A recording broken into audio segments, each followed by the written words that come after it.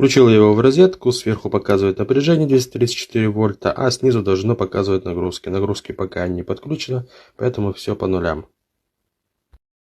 Для того, чтобы настроить реле напряжения, необходимо нажать на кнопочку Set, это верхний порог напряжения.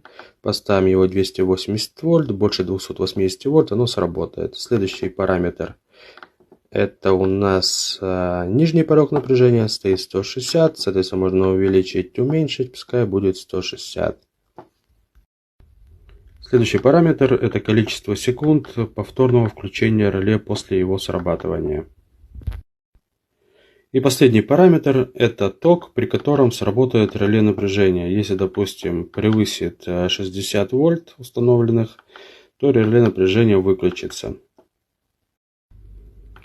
Предел регулировки тока от 1 ампера до 63.